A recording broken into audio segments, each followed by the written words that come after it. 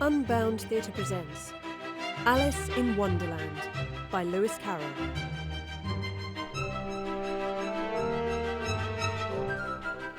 Chapter 3.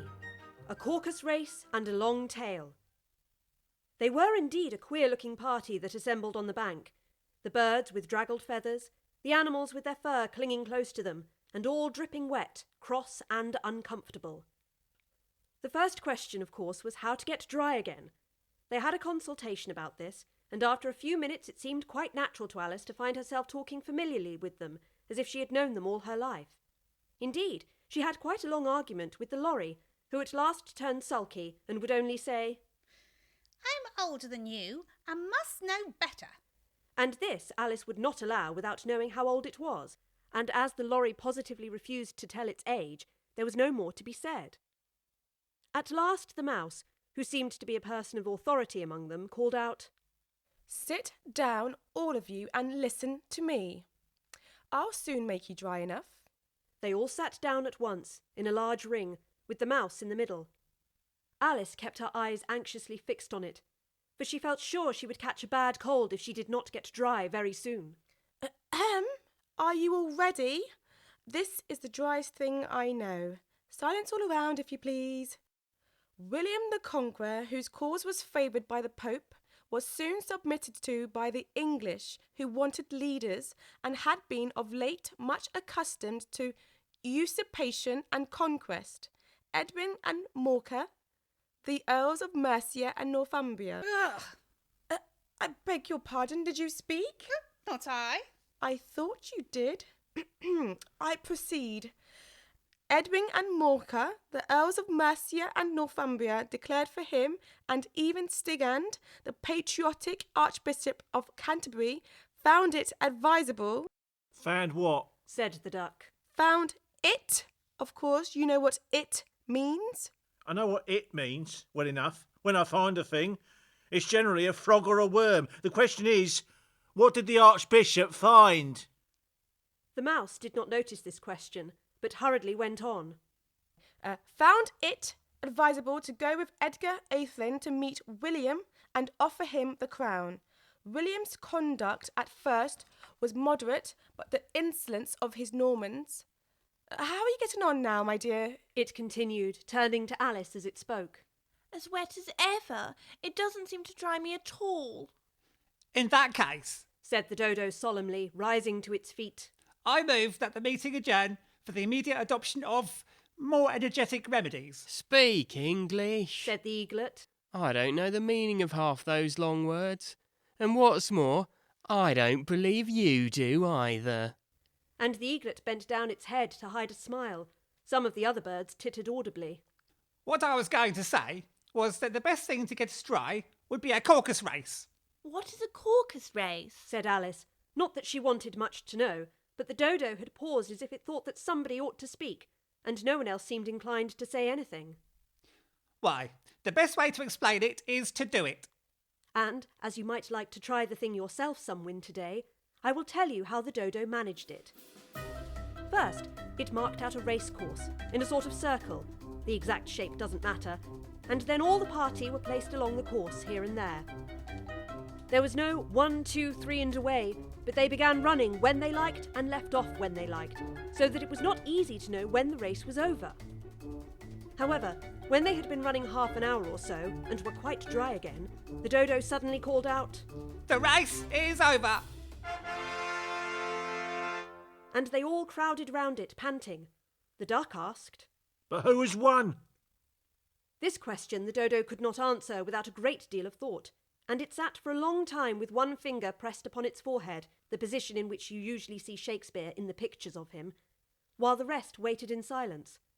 At last the Dodo said, "Everybody has won, and all must have prizes." But who is to give the prizes? "Why, she, of course," said the Dodo, pointing to Alice with one finger, and the whole party at once crowded around her, while the Lory called out, Prizes! Prizes! Alice had no idea what to do, and in despair she put her hand in her pocket and pulled out a box of comfits. Luckily the salt water had not got into it, and handed them around as prizes. There was exactly one apiece all round. But she must have a prize herself, you know. Of course. What else have you got in your pocket? The Dodo went on, turning to Alice. Only a thimble? Hand it over here. Then they all crowded round her once more, while the Dodo solemnly presented the thimble, saying, We beg your acceptance of this elegant thimble. Alice thought the whole thing very absurd, but they all looked so grave that she did not dare to laugh, and as she could not think of anything to say, she simply bowed and took the thimble, looking as solemn as she could.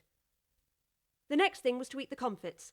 This caused some noise and confusion, as the large birds complained that they could not taste theirs, and the small ones choked and had to be patted on the back. However, it was over at last, and they sat down again in a ring and begged the mouse to tell them something more. You promised to tell me your history, you know, and why it is you hate C and D. She added in a whisper, half afraid that it would be offended again. Mine is a long and sad tale, Said the mouse, turning to Alice and sighing. It is a long tale, certainly. Said Alice, looking down with wonder at the mouse's tail. But why do you call it sad? And she kept on puzzling about it all while the mouse was speaking. You are not attending. Said the mouse to Alice severely. What are you thinking of? I beg your pardon. You had got to the fifth bend, I think? I had not.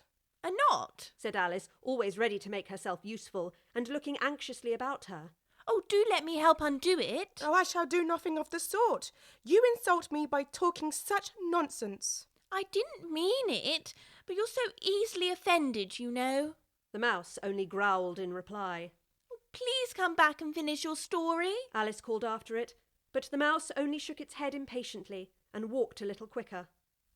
What a pity it wouldn't stay. Sighed the Lory as soon as it was quite out of sight, and an old crab took the opportunity of saying to his daughter, Ah, my dear, let this be a lesson to you never to lose your temper. Hold your tongue, Pa. said the young crab a little snappishly. You're enough to try the patience of an oyster. I wish I had our Dinah here. I know I do. She'd soon fetch it back. And who is Dinah, if I might venture to ask the question?